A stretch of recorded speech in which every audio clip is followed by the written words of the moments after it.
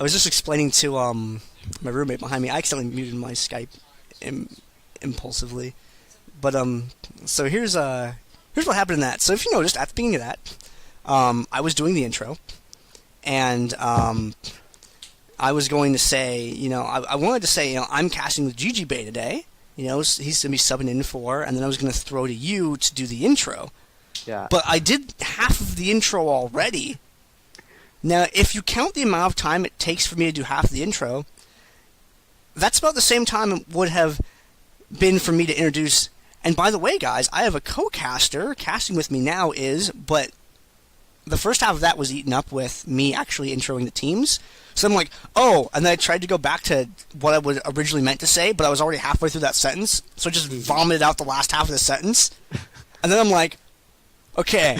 It was funny, though. So I watched a Day 9 Daily once, and he talked about, things to do when you're casting and stuff like that. If you make a call that's just, inexcusably horribly wrong, you just run with it for the rest of the game. So that VOD will just have that, and then hopefully we can clean it up for the next couple games. Yeah. I didn't expect it. Yeah. So thanks for rolling with that, though. You totally bailed me out there. You had all the opportunity to be like, no, dude, I'm no. You're that. I could have done that, but you just derail the whole joke. Like, oh man, no. You could have sold me out forever.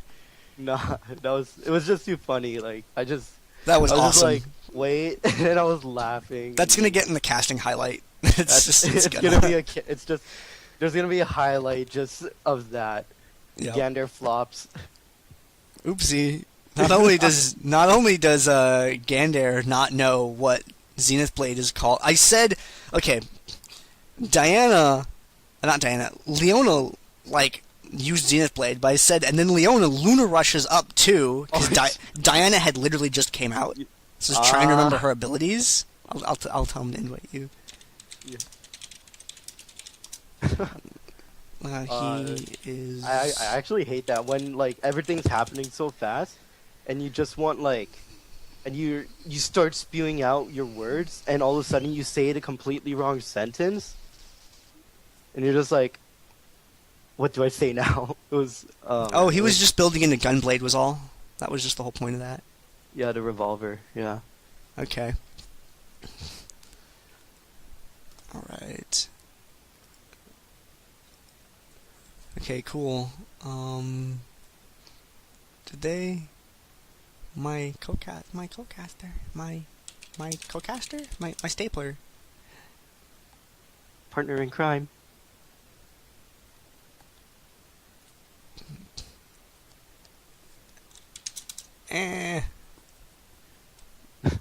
Someone... They forgot. Invite... give me the info. Oh, looks like they just threw one at you. Okay, cool. All right, cool. They forgot. I'm sad. Oh, I posted in there twice. It's like, okay, they got it now. I'm gonna scroll up, make sure I didn't miss chat bands. You guys have been ready for a minute, but we had to, commercial. So also, any of the admins or people that have the Dominate Gaming login info, remember to save these VODs after the tournament, because I'm trying a new method of VOD production. What I'm going to try to do is I'm going to try to download the entire Twitch stream as one giant block, and then cut the VODs out of that, rather than recording all of the games individually. I'm going to see which one of those is faster. That's the experiment for this week. So there's a small possibility that VODs will be a little late today. They might come up by Tuesday instead of by Monday. Hopefully I can get them up on time still. And it looks like we have the chat bands going now. I'm going to start typing them out. Chat bands. Looks like we have Amumu as the first chat band. And that's really interesting, because normally he doesn't get banned. And then we have Maokai as well, getting kicked out. Also, the finals here is a best-of-3 series. So they have to take 2 home to win it. Leona, Amumu, Maokai, and Zyra. No tanks allowed. Let's see. So what's still open tank-wise? J4 and Ali? Those are about the only other tanks that we see. Mm-hmm. Well, I mean, I guess you can make an argument for Tarek, too. So... Sejuani. Tarek? Well, who would you ban? You'd ban everything except J4, right?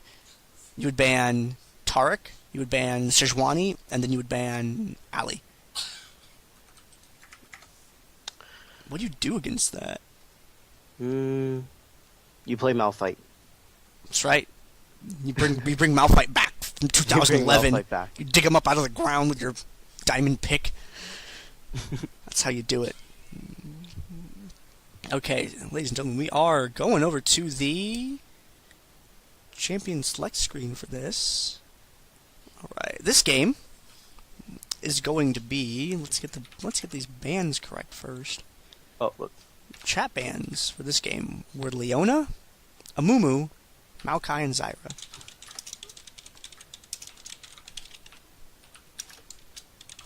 There we go.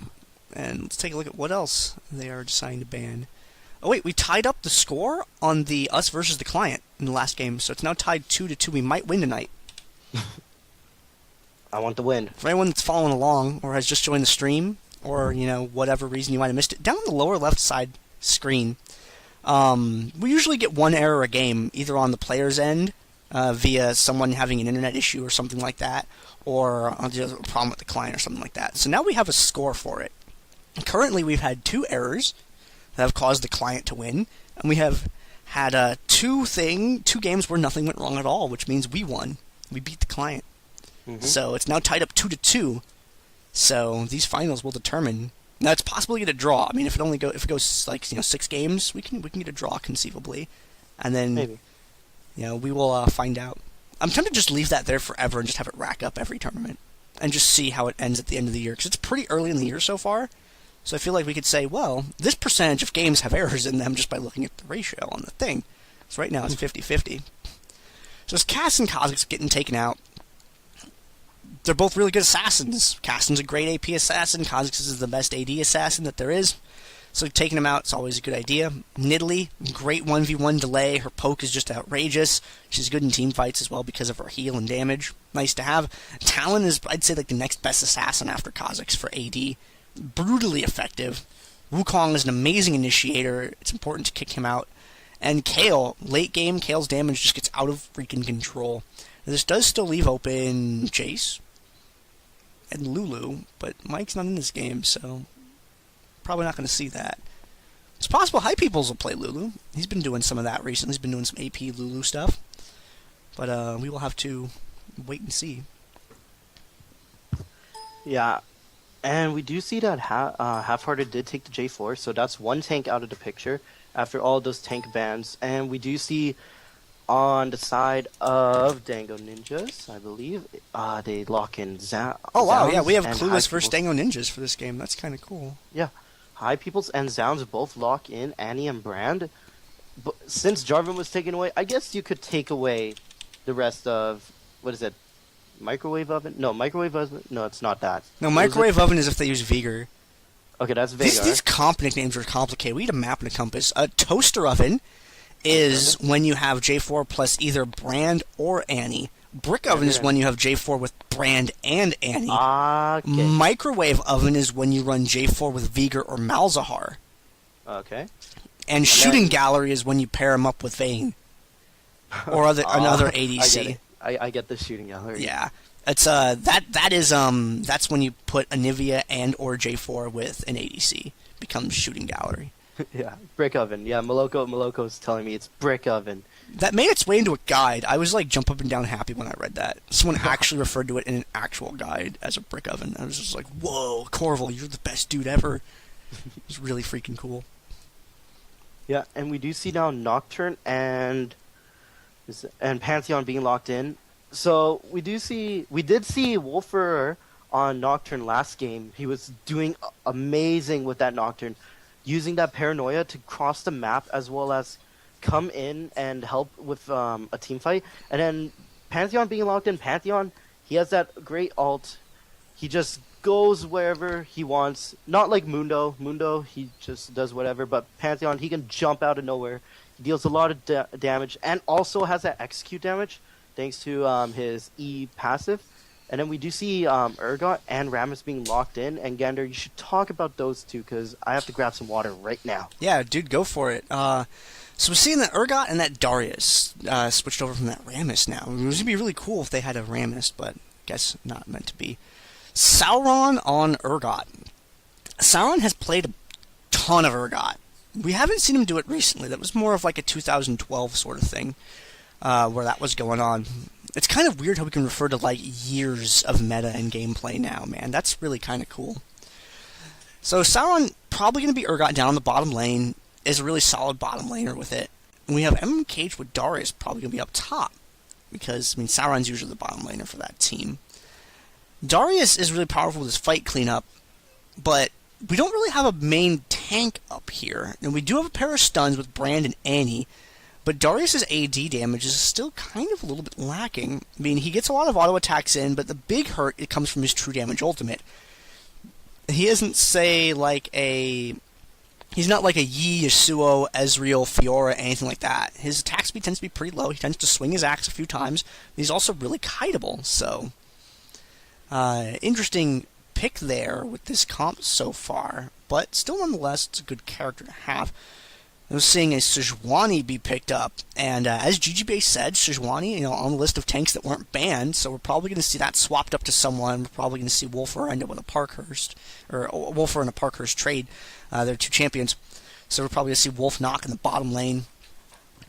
And generic on LeBlanc once again, and man, if what he was doing to Riven was any indication of what he might be able to do to Darius, then I'm just terrified.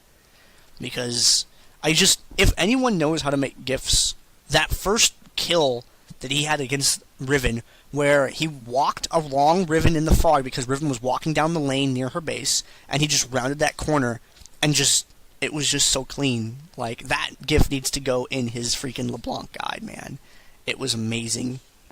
And if he can pull those kind of stunts off against Darius, who's a little bit less mobile against LeBlanc, and she's immune to apprehend, by the way, which when I say that, you're like, what? That doesn't make any sense, Gandair. It's true. You apprehend her and she just hits distortion. You cannot apprehend her if her distortion is currently active. You have to wait for it to expire. Otherwise, she's just going to disappear right from in front of you after you apprehend her, and distortion's cooldown is shorter than apprehends, so that just gives her more room to play with you after that. So you want to avoid that if at all possible. So we're seeing Zounds picking up a Lee Sin. So they have two champions that can build pretty tanky. So we're probably going to see that out of one or both of them. We're going to see both of them kind of go half and halfy maybe on it, and play some games up there at the top. But with that comp, I can see Darius and Brand being destroyed by LeBlanc pretty handily. Brand's damage is a little bit slower than Annie's is to deliver because of travel times, can flag as a dot, and Pillar has that kind of charge up boom time, and his ultimate does a substantially less amount of damage than Annie's does in a combo, unless there's something for him to bounce it off of. If LeBlanc's mirror image pops, though, then her and her mirror image can pass it back and forth like a subway train, and that ends really badly for her. Something you want to avoid having happen if possible. That'd be really bad, though, because if the mirror image does pop, and then Carnival gets that Pyroclasm onto Generic's, Generic's practically gonna have to ditch the clone, but the clone does not want to leave him, though. You can get apprehended out of a distortion dash, also. Yeah, you can. And if he just manages to apprehend you just out of your distortion's range to recall, which that's a pretty big damn range, though. Like, I don't know what the actual amount is, because I don't think you can find a circle for it anywhere, but it's pretty big. So, it's like a slight chance. Because Apprehend has, like, a cast animation. Mm-hmm. It's not instant like it used to be before. Cause I think, it was instant when he first came out, but with that cast animation now, it kind of, like, you have that slight chance to catch LeBlanc out of that distortion dash.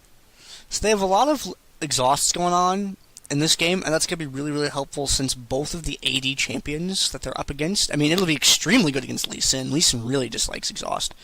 But unless you can pop it onto one of the AP champs, and even then, against an AP champion, here's the problem I have with exhaust. This is just me. Your mileage may vary, so feel free to listen to me if you want to. But please, just mute the stream. Don't close it.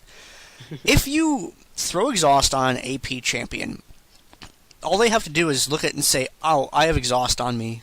I'm just gonna wait a couple seconds before I combo." Unless they desperately need that damage, especially Annie, who has Molten Shield up a lot of the freaking time. Oh, I'm exhausted. I'm gonna wait. The second exhaust fades, then you get blown up. So it can buy them a little bit time. It's far more effective against AD usually, because the AP will still get their burst if they have a really watchful eye for that sort of thing. And the AD, on the other hand, I mean, he's just not doing anything at all, because Lee and Darius is a little bit more ability heavy than Lee is. Lee's like a lot of auto attacking. That's my take on the matter. Your mileage may vary. Mm-hmm. But it'll be really useful against them. And if LeBlanc is able to just, like I said, I think LeBlanc's two main targets are going to be Brand and Darius, because those are going to be the easiest ones to deal with. Annie's stun is way too easy to apply, and Lee is just too mobile. But Brand and Darius, she can kite and play with, so. Well, she does have the potential to pick Annie off, but it's only going to come in certain situations, though. But yeah, I can see what you mean. Because Brand's cast animation on Pillar of Flame, it's a really long animation if you think about it. Oh, there's another interesting interaction with Pyroclasm Mirror Image that Frognet also pointed out. If Pyroclasm triggers Mirror Image, if Pyroclasm is the trigger for Mirror Image, then LeBlanc will disappear along with Pyroclasm. She'll just kidnap Pyroclasm entirely and hide it in her pocket or something. And then she'll reappear without it. And it's just like, you want to see a magic trick, Brand? He's like, no, please, LeBlanc, don't do that. I need that back. So yeah, it's only if the Pyroclasm happens after the mirror image has already been popped, if they happen to run the same way. Seeing her have to split from her own mirror image is amusing. Yeah. Man, LeBlanc has a lot of weird interactions with everything. Her kit is just like a nightmare. It's got to be a programming nightmare. Like, just all the crazy things that it can cause because of the way she disappears when mirror image happens, the way distortion functions, and in its entirety, the way distortion functions is just like, what? It's pretty crazy. But these two teams in the finals, remember guys, this finals is a best-of-3 series between these two teams to see who's going to be the champion for this week in Dominate Dominion number 92. We have Clueless against Dango Ninjas. Clueless A versus Clueless B. The Clueless Empire will having a little bit of a civil war tonight, with both of them actually able to make it to the finals. On Clueless' team, Half-Hearted playing as Sejuani, a Parkhurst with Jarvan the Fourth, BB+Pantheon, Generic, LeBlanc, and Wolferer with Nocturne. I am Gandair, I am one half of your commentators, and commentating with me is...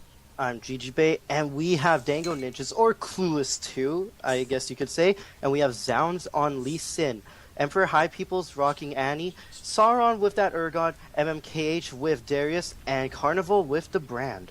You know, guys, I said this last week because I swear my roommates and my girlfriend really like trolling me. Last week and in other weeks, my roommate cooks, and he's an amazing cook.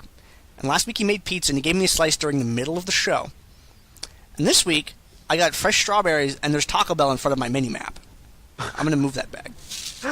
Taco Bell. And I can't eat any of this. And this has happened a whole lot of times before. I get amazing food, dropped in front of me, or someone goes and picks up food, and they're like, hey man, here you go, I got this. And it happens in the middle of the show. And then I'm just like, I get to look at it and be sad. It's delicious, thank you guys, but what do I even do? Oh. Whoa. Are you seeing what I'm seeing from What? Clueless? What am I looking at?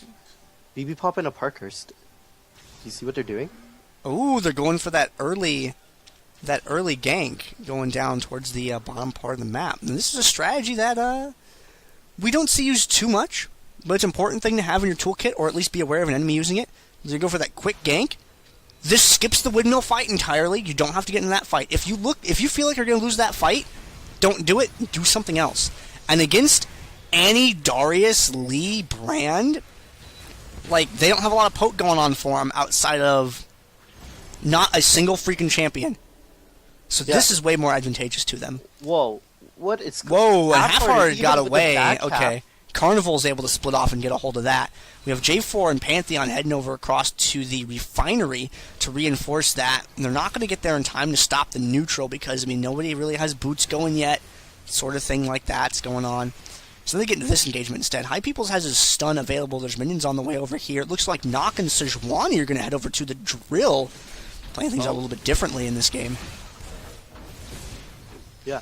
MMKH actually caught up in the stun. He could actually potentially go down. BB Pop does the follow-up with the stun as well as the execute damage. And MMKH pops that revive. Carnival as well, as they do pick up the kill. Wolfer and Half-Hearted are caught on the backside of the drill. Meanwhile, we do see Generic is fending off against High Peoples and Zounds. Zounds is trying his best to get an angle onto BB Pop and try to pick up that Q execute damage.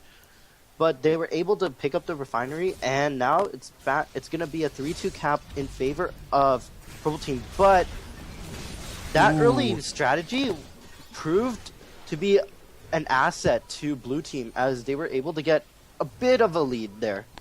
They were able to start off a little bit ahead in that game, and they didn't have to risk getting into a really obnoxious poke war up at the top. And Lee Sin had a very good escape there with that safeguard. It was really, really nice being able to get him out of that. But now it's going to transition to sort of a little bit more of a normal game. That was just an opener after all, one of many that can occur, but just one that we don't see too often. Yeah, I was actually really surprised. If you did see, Sauron actually ran back behind his point because LeBlanc showed up at the windmill only herself. So it maybe Purple Team got the signal like randomly that they're like, okay, they're planning something. We gotta let's tell Sauron. Sauron might be in trouble. Meanwhile, Paranoia is popped and High Peoples does go down. Sauron does go down as well, and a double kill onto Wolfer, and revives are now being popped, but Pantheon does go down. Meanwhile, Zounds is going to try and see if he can delay the point and get a neutral on it, but meanwhile, BB Pop is caught in a really bad situation. Dunk goes off, but it wasn't enough to execute. MMKH is pretty low. Generic does pop everything on all her spells onto MMKH, wasn't able to kill, and they were able to successfully defend their midpoint. Excellent. And with the recent success they've had down in the bottom lane, they have an opportunity to make this play up here. Brand's at very low mana until he's going to grab that relic. The relic has spawned, so he's going to be just fine. LeBlanc taking Zounds for a walk, but Brand was too far away to safeguard out to. He's going to hit that revive immediately. Visual cue for that, viewers, if you are watching, if you see their corpse just disappear right up from under the ground, that means they've come back to life. So you see someone kill and their body just vanishes, that means they've hit revive. That's a way to know it without having to look, hit tab in-game or look at the cooldowns in the spectator overlay or something like that. So, pro tip for your viewer experience. Yeah, and meanwhile on blue side, we do still have those 3 revives on Wolfer, Generic, and Parker's, compared to Dango Ninjas with all their revives actually being down. So, in a crucial fight, and any one of those 3 gets taken out, they're going to be able to rejoin that fight really quick. They are able to get control of this bottom point very, very easily, but that's because that's what a 4-man gank will do to you. LeBlanc coming in from the back, or looking like she wants to. Sauron picks a different target with a Parkhurst, and Generic just can't quite get in range to really do anything about that yet. Nice chain from LeBlanc, actually able to escape from Sauron's, I'm guessing his position reverser. But we do see a Parker's being chased. BB Pop does show himself. Zounds and High Peoples, you're caught in a really bad position. Nice combo. Kill. Amazing play from Blue Team. But this bot point, nice position reverser, and they get the dunk onto Sejuani. Sauron taking down pretty low. Wolfer does try to get the kill, but Sauron is able to just deal a lot of damage and was able to survive. Meanwhile, Lee Sin was taken down by BB Pop. Now, the increased grace period on that is going to be really, really useful for bottom lane, or just any captures or plays near the enemy base, especially if they are behind on Nexus Elf and have that faster timer, because normally beforehand you'd kill them, and if you swept them off a point entirely, when they came back you wouldn't have it up. But in this instance now, with the change to it, with the extended period of time where you can reuse it again, it is possible to sometimes get them with it when they've come back from being dead, depending upon their revive timers, or if they use the revive spell, obviously. Yeah, and Dango Ninja's actually making the right play. They did see 4 bots, so they immediately pushed the lane and was able to take the top point back in their favor. But meanwhile, as I'm saying that, Sauron gets heavily bursted down. Half-Hearted does go down to the Ignite, but here comes MMKH. MMKH, nice apprehend onto all three of them. High Peoples is looking for the chance, does only get the stun onto Wolfer, but Zounds does go down to Wolfer's Dustbringer.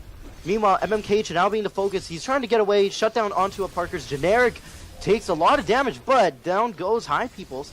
And Brand is taken pretty low. This fight is never ending. The Blaze dot actually got him. Carnival's probably pretty happy about that, but he also is probably not very happy about that.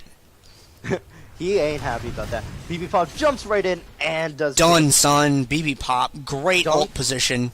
Knew he was going for that relic. Dropped right in on it. Aegis immediately. Took him down. Zero chance of escaping. That was a very good use of a Pantheon ultimate. We do see Tiamat being picked up for Zound, so he's going to be able to push the lanes really fast now. As well as we do see that BFT now completed onto LeBlanc, so LeBlanc is now going to try and look to pick off people as well as apply that BFT mark to deal extra damage as well as that dot. Hey, they fixed the minions now. They have their little directional IAs. We got them a little bit after Summoner's Rifted. That's kind of cool. Yep. Ooh, Zounds, good escape from him, able to get away. But meanwhile, MMKH actually picks up the neutral onto the windmill. But he is caught in a really bad position. He's going to get taken down here. There's no way he's going to make it out alive. But as I'm saying, that Half-Hearted, now being the focus, gets taken down by Zounds. Nice use of the Dragon Rage with that Resonating Strike. And Lee Sin able to pick up a double up there with the help of a whole lot of people. Generic just couldn't do a lot there. There were 4 people to kill and 1 LeBlanc. And he just couldn't really DPS his way out of that situation just because her spells really aren't conducive to being able to do all that. Yeah. As Allclass points out, some champions don't leave corpses in response to my saying, you can check for the corpse. You're right, it doesn't work on everything, but that is a thing that you can check for. Mm-hmm. Both teams kind of looking around for some positioning right now. Oh, they're going to meet up here. This is going to be another fight. J4 starts it with the airborne there. Zounds is able to escape back out from the side, but LeBlanc picks him up. Great job. MMKH is hanging out. He was able to take down Pantheon, but it doesn't look like he's going to be able to get the best of a Parkhurst, or is he? A Parkhurst needs that Aegis, and then 1 Dragon Strike should do it. No! Oh man, so close. Who's gonna die? Is he gonna get this? No. Oh, Parkhurst, just barely. But that dot, yeah, he's gonna live. That dot does not deal enough damage. No, he survived the blood trail and got out okay. Oh, Wolfer jumping onto Sauron. So this is going to be a big fight. Exhaust going down. Exhaust on both sides, actually. Sauron actually does not win that trade. He could have... I'm not sure if he wanted to use his ult there, because it would have brought him more closer towards BB Pop. But BB Pop coming around, and Sauron does predict this. Nice prediction. Uses the ult. Generic coming in now, using that Mimic Distortion, and they do pick up the kill onto Wolfer, so that's a good pick. And Sauron does not have his revive, so this team, the next fight over here, this is going to be an advantage for blue team, but they are pretty low. Meanwhile, Zounds is now shoving up the top lane, but we do see that Half-Hearted is going to defend it. Nock is going to use this opportunity to recall, and Generic had very good positioning in that last fight, being able to swing back down around to take care of Urgot there. And High Peoples, I mean, even with the BFT and all the damage that he put out, just not enough damage to really do anything to Half-Hearted, unfortunately. Yeah, just Half-Hearted didn't really get anywhere there. Half-Hearted actually dealt a bit more damage than Annie. Annie used that BFT Ignite as well as her full combo without Tibbers. Still, Half-Hearted was able to chunk her for more. Lee going for this point. Looks like Half-Hearted and Parkhurst Jarvan are on their way down to... No? They're just going to leave it up to Half-Hearted. Parkhurst is going to rejoin the fight up at the top. Throw down the Cataclysm on Sauron. But using the Toaster Oven strategy right there, Carnival was able to get great Pyroclasm bounces against J4's allies in the process. Oh. Generic lands the chain, but uses the Distortion to get out. Oh, that's right. Knowing that Annie was going to be around. But this top point seems like it's going to go back into purple team's favor. Oh, Annie lands the Tibbers onto Generic. Generic gets taken out instantly, but So does Annie. And Oh, BB Pop. that health relic was so important right there. BB Pop able to stay alive with that. Yeah, Carnival actually backing off here is a good idea because he doesn't know if he was going to be the one that's ulted.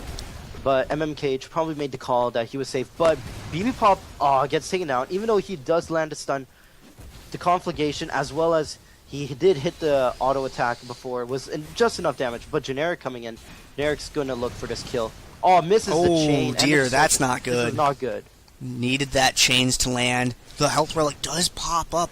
Generic actually walks by it. I don't think he knew the timing on it there, unfortunately. Or he just didn't want to double back and get anywhere near Brand. But he'd have a lot more health to play with. It means we could take a Devastate and live as opposed to that happening, maybe. Half-Heart is able to pick up Brand, though, fortunately. But he can't really do anything against this combo because MMKH, Nox and Guillotine's going to come off cooldown pretty soon. That makes it really easy for him to transform Half-Heart Sejuani into a pile of bacon. Yeah, High People's actually missed a stun earlier, but does land this one, and there we go. It does go down. Bacon transformation complete. Pantheon in the middle of the map looks like he's heading down to the bottom. Generic it's going to be up to Generic to watch the refinery while that is going on. Bottom point being pushed up against Pantheon coming down to the bottom with the Grand Skyfall. Starts this fight here. Middle of the map, Annie has problems, but those aren't on camera right now. Sauron is going to get picked up. And it looks like Annie, everything bad happened to her at once. Generic managed to barely make it out alive from that. Now it's Darius alone up at the top part of the map. Generic's going to take this opportunity to recall because there's people dead, and I guess they don't want to go for that play against Darius. Which, yeah, that's really smart because LeBlanc is a bursty champion.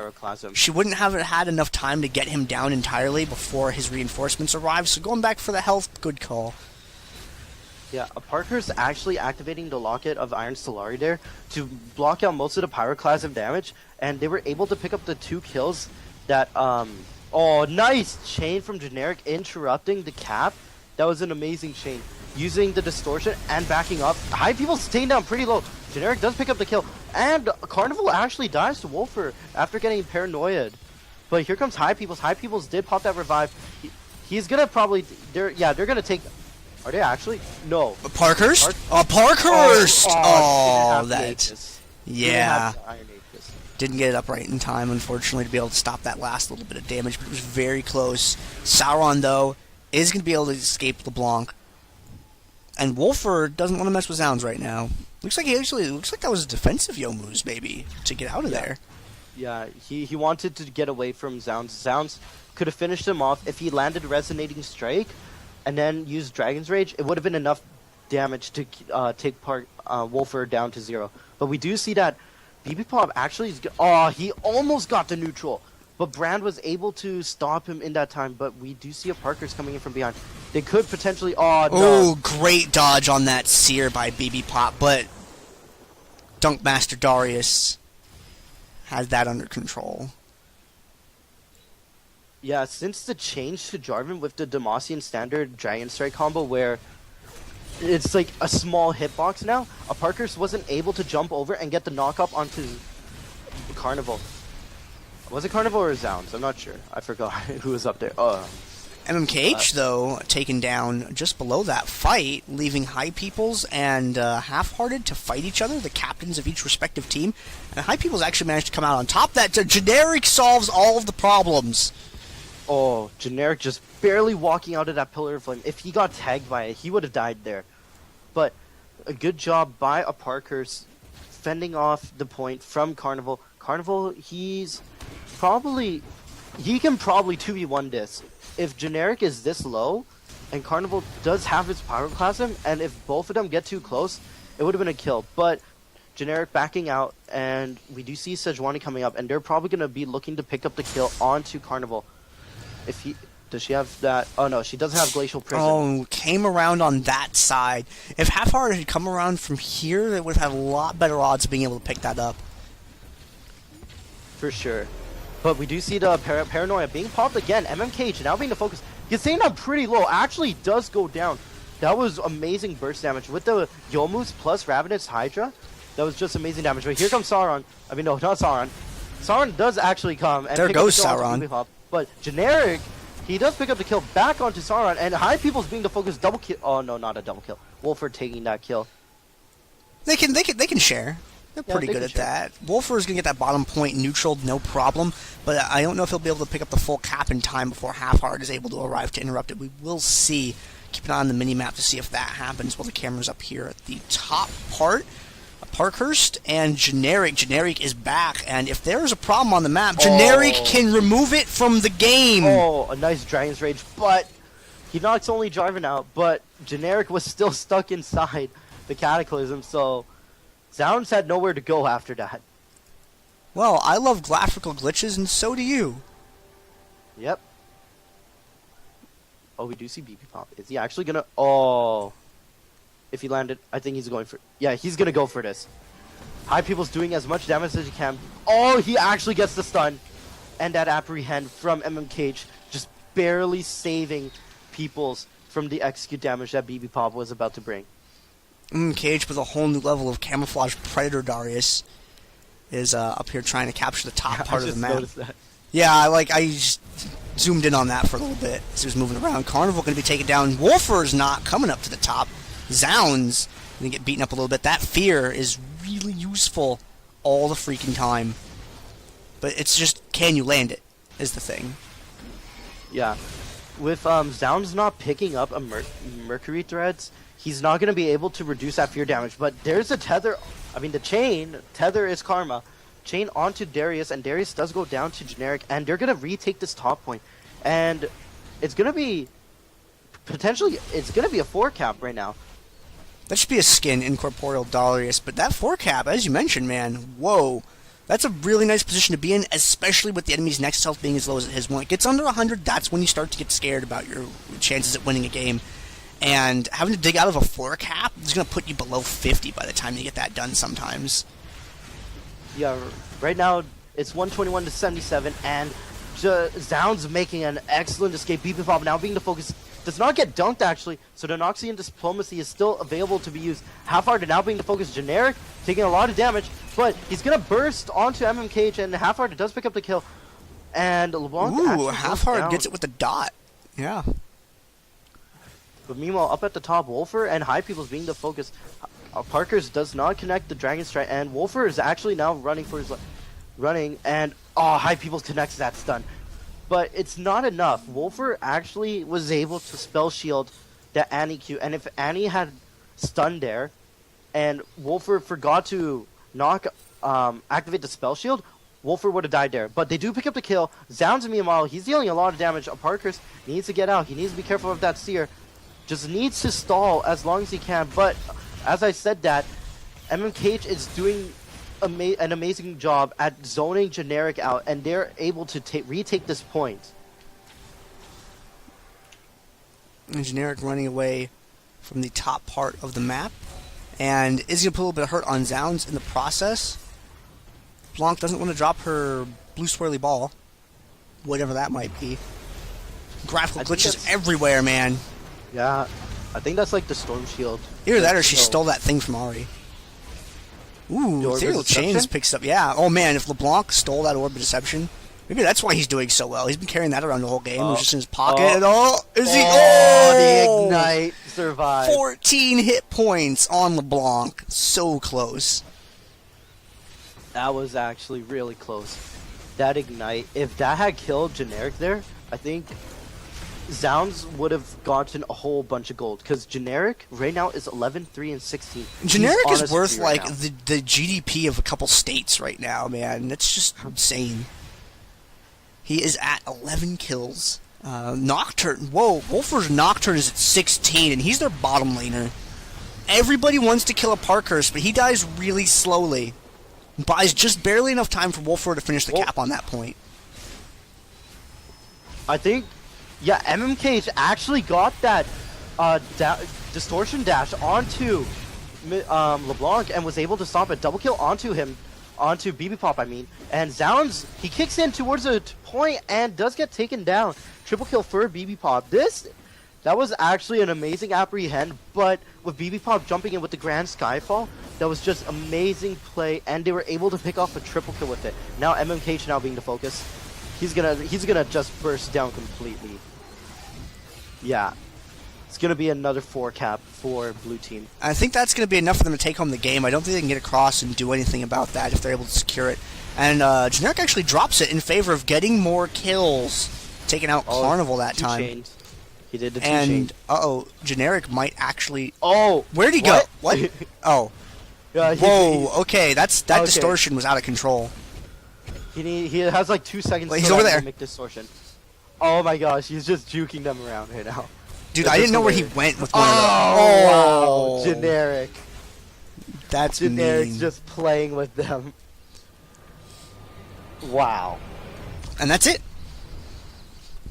It's going to be all for this game. So they are going to go up. Clueless going to go up 1-0 in this series so far as we go into the second game.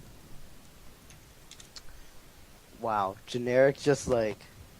I have no words to describe. Yeah. If we were to take Generic's LeBlanc and Faker's LeBlanc, Generic will win.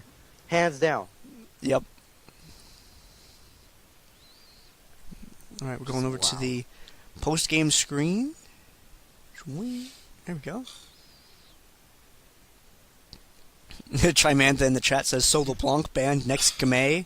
Question mark. Well, LeBlanc actually does get banned a lot against him. Yeah. Dude, I do like the ethereal, like incorporeal Darius. That was pretty cool. That was honestly pretty funny. 23-minute game, man. That was pretty nice. Let's take a look at damage dealt to champions. See who is out in the front. Maybe LeBlanc with 30. No one can hit 40k. Is someone gonna get 40k this tournament?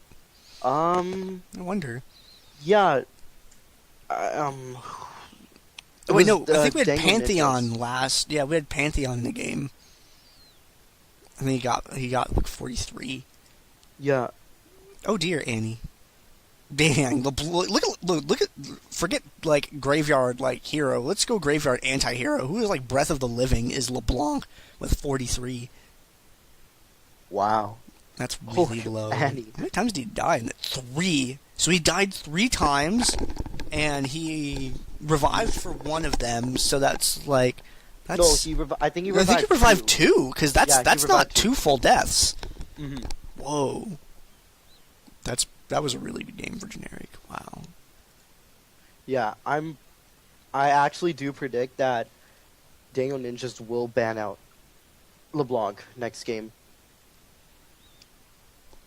Alright, we're going to go to the next game. I'm going to hit the commercial button real quick. We'll get in the lobby for it, because I'm sure they want to get rolling and do some other stuff.